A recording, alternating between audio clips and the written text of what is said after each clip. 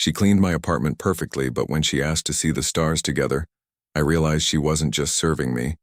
She was saving me from loneliness I didn't know I had. David never thought his life would turn out this way.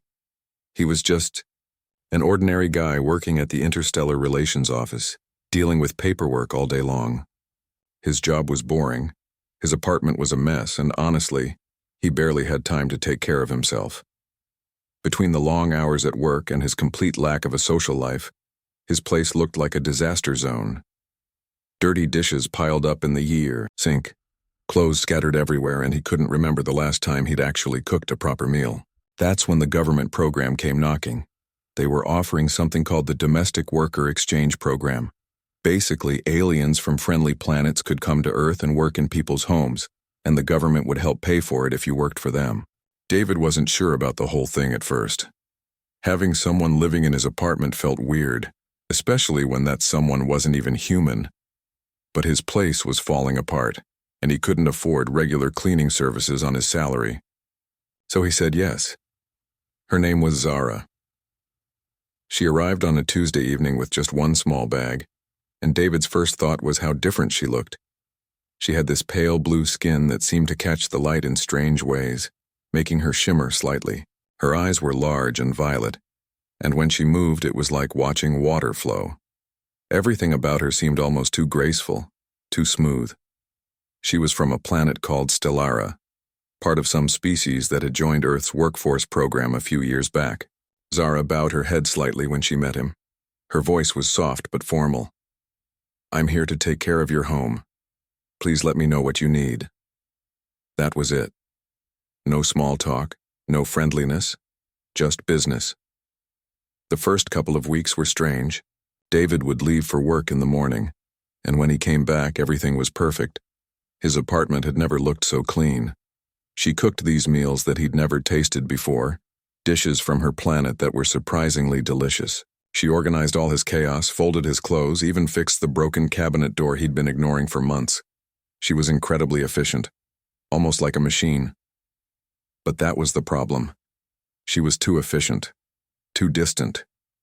Zara had her own small room in the apartment, and when she wasn't working, she'd just disappear into it. David barely saw her outside of her duties.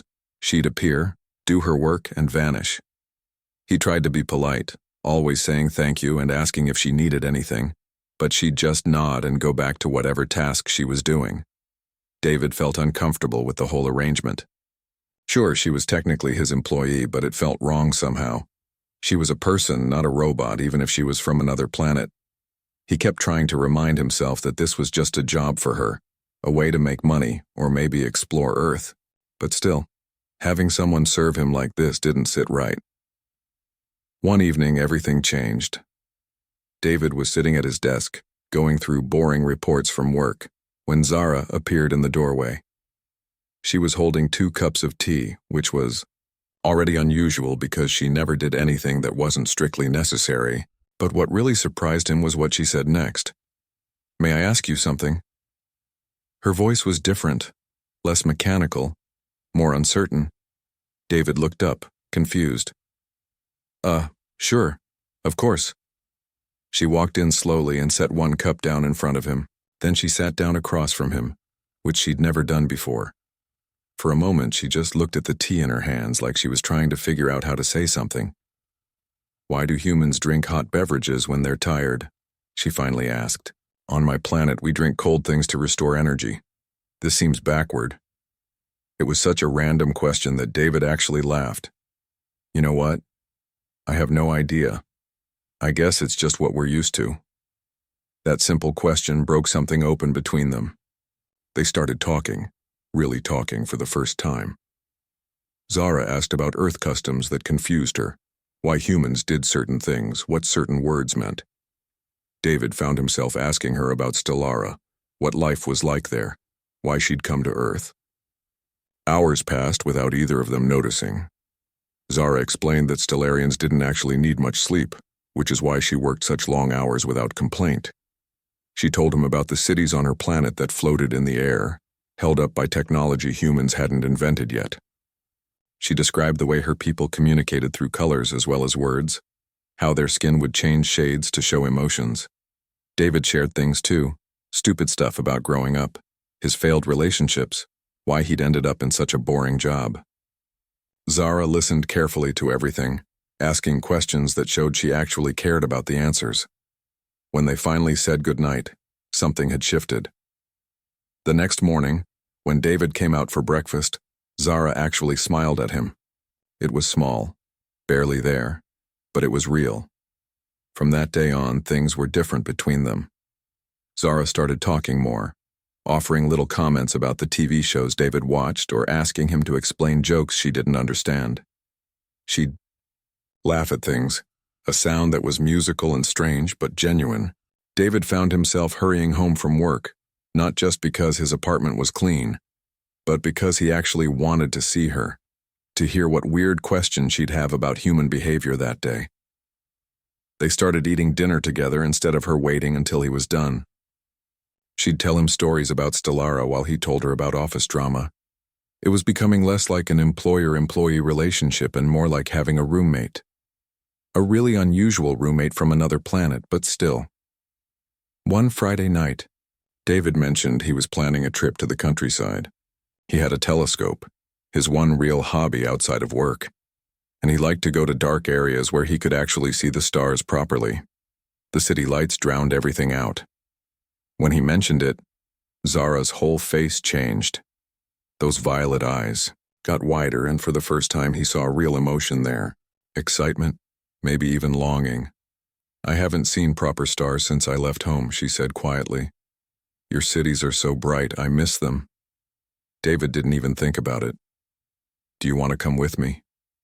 The way her face lit up gave him his answer. That weekend they drove 2 hours out of the city to a place David knew, a hilltop far from any town. The whole drive, Zara kept looking out the window, watching the city lights fade away.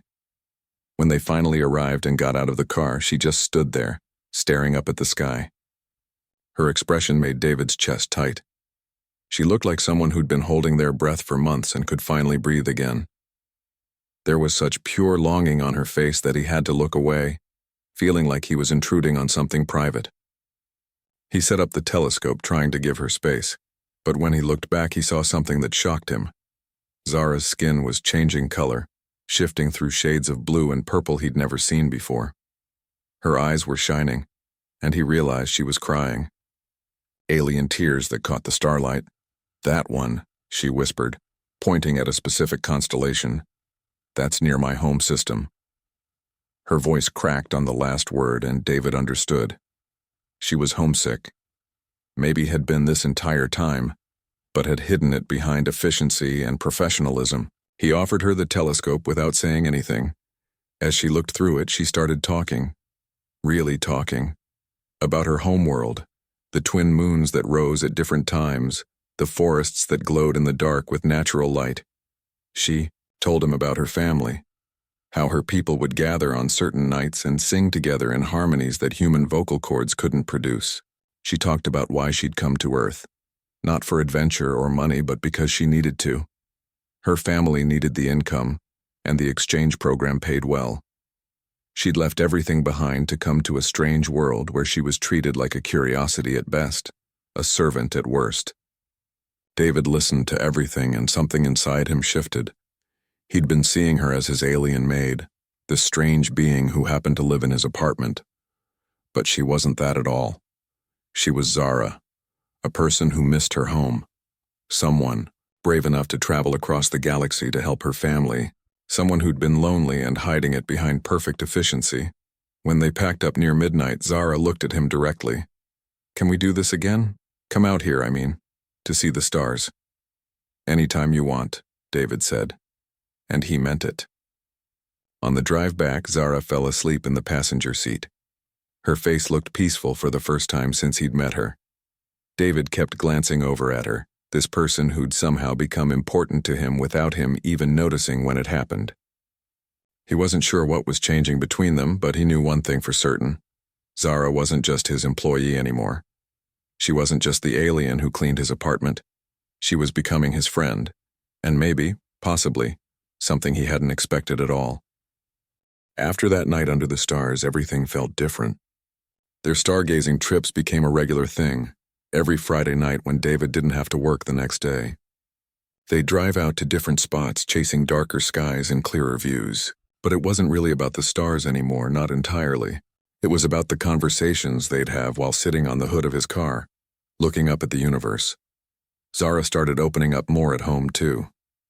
She'd plop down on the couch next to him while he watched TV, making comments about how strange human entertainment was. She found comedy shows confusing, but loved documentaries about nature. "Your planet has such interesting creatures," she'd say, fascinated by everything from butterflies to whales. David started noticing little things about her. The way her skin would shimmer brighter when she was happy. How she'd tilt her head in this particular way when she was thinking hard about something. The musical quality of her laugh when something genuinely amused her. She wasn't just the quiet, efficient worker anymore. She had personality, opinions, a sense of humor that could be surprisingly sharp. One evening, she completely disagreed with him about a documentary they were watching. It was about space exploration, and the narrator said something about humans being natural explorers. Zara actually snorted. "Natural explorers? You didn't even leave your planet until recently. My people were traveling between stars when yours were still figuring out fire." David was stunned. Not offended, but surprised that she'd challenge him like that. "Okay, fair point," he admitted. Zara looked worried for a second, like maybe she'd crossed a line, but David was grinning. "Tell me more. I want to hear the Stellarian perspective on humanity." And she did. She had thoughts on everything. Opinions she'd been holding back. Once she started sharing them, it was like a dam had broken. They started doing more things together outside the apartment. David took her to museums, carefully choosing times when they'd be less crowded, because Zara still got uncomfortable when humans stared at her. And they did stare. Some were curious, some were rude about it, and a few were openly hostile. Zara handled it with grace, but David saw how it hurt her. At an art museum, Zara spent an hour in front of impressionist paintings, fascinated by how humans used light and color. She tried to explain Stellarian art to him, but it was hard because it involved dimensions of color that human eyes couldn't see. "Imagine if you could only see in black and white and someone tried to describe a rainbow to you," she said. "That's what this is like for me, trying to explain it." David taught her about human music, playing her everything from classical to rock. She loved music, responded to it in a way that was almost physical. Her skin would shift colors with different songs, unconsciously reflecting the mood. Sad songs turned her darker blue. Happy ones made her shimmer brighter. In return, Zara taught him meditation techniques from her planet. Stellarians had this practice where they'd sync their breathing with their heartbeats in specific patterns. It was supposed to bring clarity and calm. David was terrible at it at first, but Zara was patient, guiding him through it. Those quiet moments, sitting across from each other, breathing together, created an intimacy he hadn't expected. His co-workers started noticing changes in him. His friend Ryan cornered him at lunch one day. "Okay, what's going on with you? You're different lately, happier. Did you meet someone?" David didn't know how to answer that. Had he met someone? Zara lived in his apartment, worked for him technically, but was becoming the most important person in his life. How did he explain that to Ryan without it sounding weird? "Just feeling better lately," he said vaguely. Ryan didn't buy it, but dropped the subject. David was relieved. He wasn't ready to explain Zara to anyone. Wasn't sure he could even explain what she was becoming to him. The whole situation felt complicated in ways he couldn't untangle. Then came the inspection. David had forgotten that the worker exchange program did random checks on living situations, making sure alien workers weren't being mistreated or exploited. An inspector showed up one Tuesday morning without warning. A stern woman with a clipboard who looked at everything with suspicious eyes. She examined Zara's room, checked the kitchen, asked David questions about work hours and payment. Then she asked to speak with Zara privately. David had to leave his own apartment, standing in the hallway for 30 minutes while they talked. His stomach was in knots the entire time. What if Zara told them something was wrong? What if their friendship had somehow crossed some line he didn't know about? What if they took her away, reassigned her somewhere else? The thought made him feel sick, and that's when he realized just how much she'd come to mean to him. When the inspector finally left, she gave him a curt nod. "Everything seems in order." Then she was gone. David rushed back inside. Zara was standing in the living room, looking shaken. What happened? What did she ask you? David couldn't keep the worry out of his voice. Zara was quiet for a long moment. She asked if I felt safe here. If you treated me well. If there were any problems I wanted to report. She paused, her skin shifting through uncertain colors. She also asked if I wanted to be reassigned to a different household. David's heart stopped. What did you say? Zara finally looked at him, really looked at him. She said that sometimes friendships between employers and workers create uncomfortable situations, that it might be better for me to work somewhere more professional. David felt cold. And you said? Zara's expression was hard to read. I told her that you're the only person on this planet who's treated me like I'm actually a person, that everyone else sees me as either a curiosity or a servant, but you see me as just me. I told her I'm not going anywhere unless you want me to go. The relief that flooded through David was overwhelming. I don't want you to go. At all. They stood there for a moment, something unspoken hanging between them. The inspector's words had forced them both to confront what their relationship was becoming. It wasn't just employer and employee anymore. It hadn't been for a while. That evening, they didn't talk much.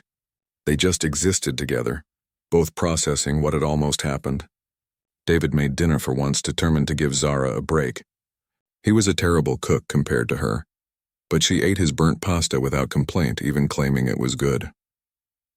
Later that night, David found Zara on the balcony, staring at the city lights. He joined her and they stood in comfortable silence. Thank you, he finally said, for staying. Zara glanced at him, her violet eyes reflecting the light. Where else would I go? You're my friend. My only real friend here. The word friend felt both right and somehow insufficient, but neither of them pushed it further. Not yet. They weren't ready for that conversation, for whatever complications it would bring. For now, it was enough to know that they mattered to each other, that they'd chosen to stay together when given the option to part. But David knew, standing there on that balcony with Zara beside him, that something was growing between them, something that went beyond friendship, beyond the simple arrangement they'd started with. And it both excited and terrified him, because he had no idea where it could possibly lead. The weeks after the inspection were different. There was this new awareness between them, like they'd both acknowledged something without actually saying it out loud. David caught himself watching Zara more, noticing things he'd tried not to notice before. The graceful way she moved through the apartment. The sound of her humming while she worked, melodies from her homeworld. The way she'd gotten comfortable enough to curl up on the couch in his presence, her legs tucked under her while she read books about Earth history on her tablet. Zara seemed more at ease too. She'd touch his shoulder when she passed by, casual contact that sent electricity through him. She'd sit closer to him during their movie nights, close enough that he could feel the slight difference in her body temperature. Stellarians ran cooler than humans, and there was something soothing about it. One Thursday evening, Zara did something that surprised him. She asked if she could cook a special dinner, something from her homeworld that required ingredients she'd been tracking down at specialty markets. It's a celebration dish, she explained. We make it when something important happens or when we want to honor someone. David helped her prepare it, following her instructions carefully. The dish was complex, requiring timing and coordination. They worked side by side in the kitchen, and there were moments when they'd reach for the same utensil, hands brushing. Moments when they'd turn at the same time and end up closer than intended. Each time it happened, the air seemed to thicken between them. The meal was incredible, flavors David couldn't even describe. This is amazing, he said, and Zara's skin brightened with pleasure at the compliment. They ate slowly, talking about everything and nothing. Zara told him more about Stellarian celebrations, how different they were from human ones. She described festivals of light where her people would gather, and their skin would all pulse in synchronized patterns, creating waves of color across entire cities. After dinner, they settled into their usual spots in the living room, but tonight felt different. There was a tension in the air, anticipation for something neither of them could name. Zara seemed nervous, fidgeting with the edge of her shirt, a gesture she'd picked up from watching humans. David, she started, then stopped. She took a breath and tried again. Tomorrow night when we go stargazing, can we do it again? Go to that place with the meteor shower? It was a simple question, but the way she asked it made David's pulse quicken. There was weight behind her words, meaning beyond the surface. Of course, he said carefully.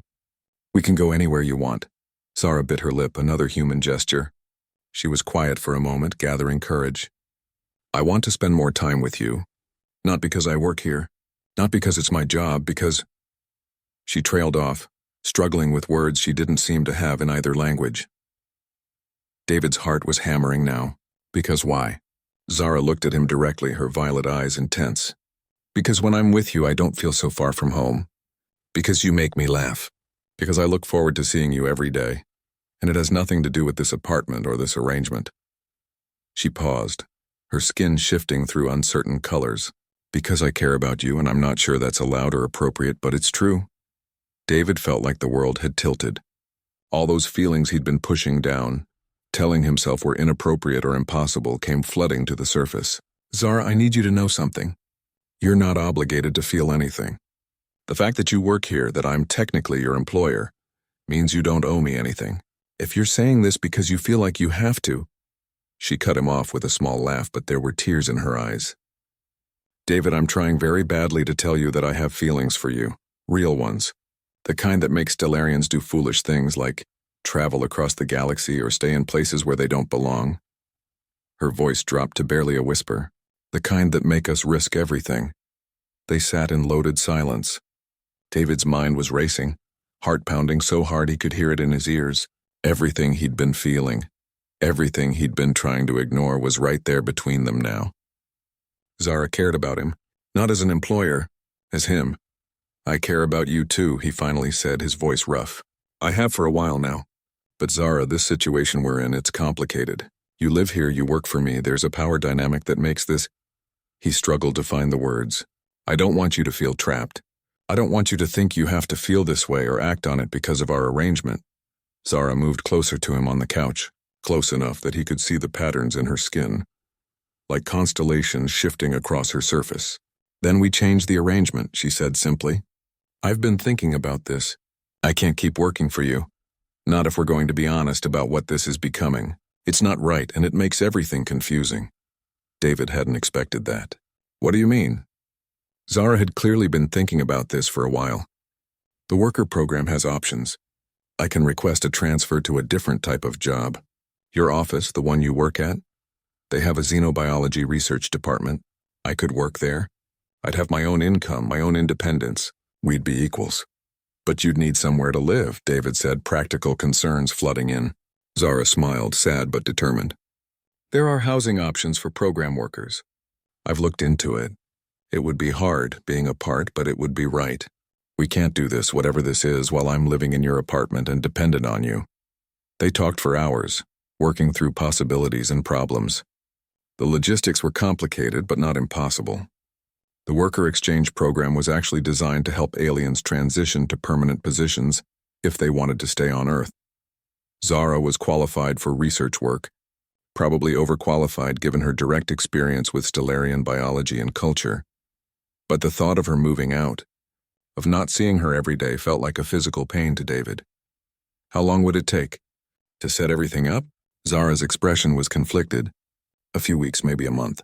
I'd have to apply for the position, go through interviews, find housing. We'd have to go back to being just professional, at least officially. I don't know if I can do that, David admitted. Pretend I don't feel what I feel. Zara took his hand, her cool fingers wrapping around his. It was the first time they'd held hands, and it felt monumental. We have to, because the alternative is staying in this situation where nothing can ever happen, where we both feel trapped by circumstances. I don't want that. I want a real chance at this, even if it means being patient. David squeezed her hand, marveling at how different it felt from a human hand, but how right it felt in his. Okay, we do it right. We change the situation, make you independent, remove all the complications, and then... He trailed off, unsure how to finish. And then we see what happens, Zara finished softly, without any obligations or power dynamics or confusion. Just two people who care about each other, trying to figure out if this impossible thing between them could actually work. They sat there holding hands, facing each other on the couch, and David felt like he was standing at the edge of something huge, something scary and exciting and completely unknown, Zara was right, they had to do this properly. But it was going to be the hardest thing he'd ever done. Living with her while pretending they were just employer and employee, knowing how they both felt but not being able to act on it. When we go stargazing tomorrow, Zara said, can we just forget about all of this for a few hours?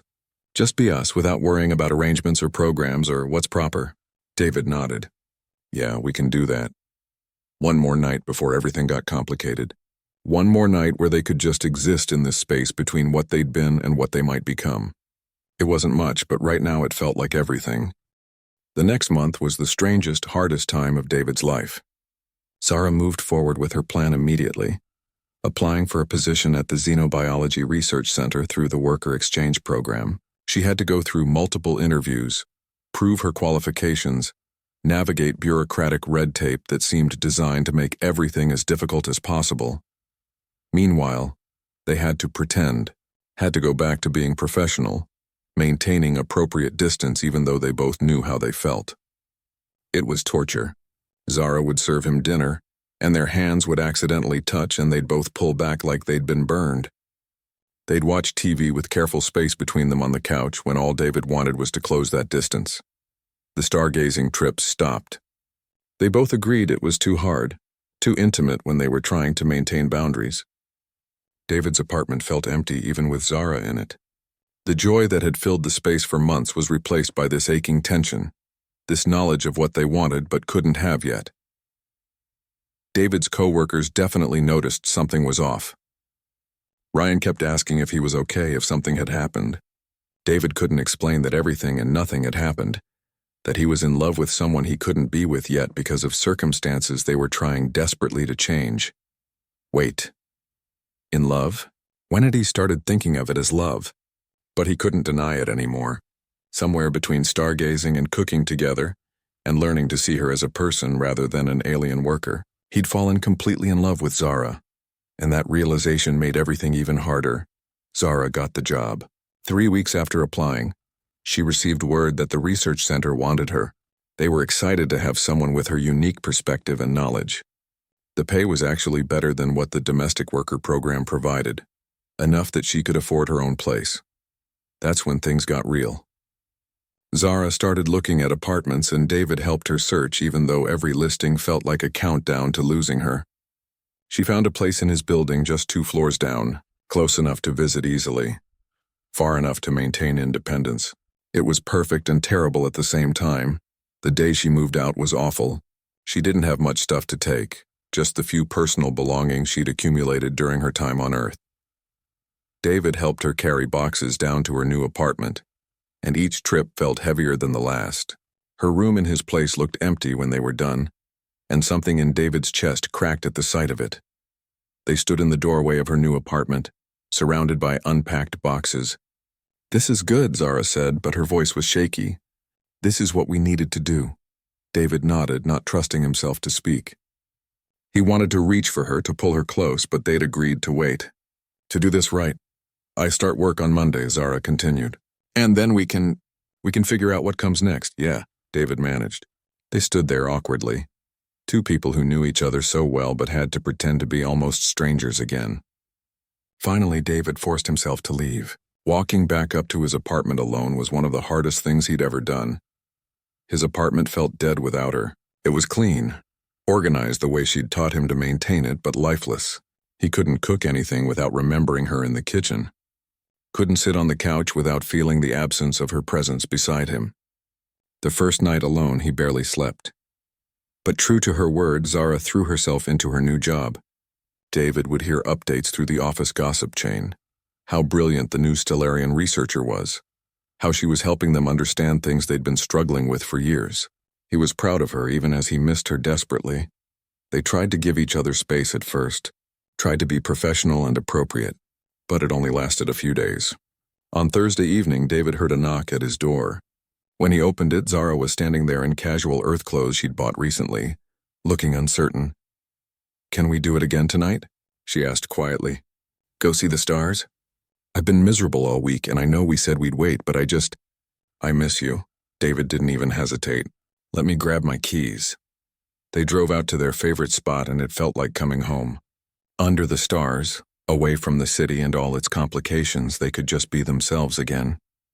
They talked for hours, catching up on the week they'd been apart even though it had only been days. Zara told him about her work, how exciting it was to actually use her knowledge, to be valued for her mind, rather than just her ability to clean and organize. Her skin was brighter than he'd seen it in weeks, animated with enthusiasm. David told her about how empty his apartment felt, how he'd burned dinner 3 times this week without her there to rescue it. "I've been miserable too," Zara admitted. "My new place is nice, but it's not home. Nothing feels like home without you there." They were sitting close now, closer than they'd allowed themselves to be in weeks. David could feel the cool aura of her skin, see the starlight reflecting in her violet eyes. "Zara, how long are we supposed to wait? We've done everything right. You have your own job, your own place. We're equals now. What are we still waiting for?" Zara bit her lip. "I don't know. Maybe I was being too cautious. Maybe I was scared that if we moved too fast, something would go wrong." She turned to face him fully. "But you're right. We've done everything we needed to do. We've proven this isn't about obligation or circumstance, so maybe we stop waiting and start actually being what we both want to be." David's heart was racing. "And what do we want to be?" Zara reached out, her cool hand cupping his face. It was the first intentionally intimate touch they'd shared, and it sent shivers through him. "I want to be yours, and I want you to be mine. If you'll have an alien who's far from home and still figuring out how your species works."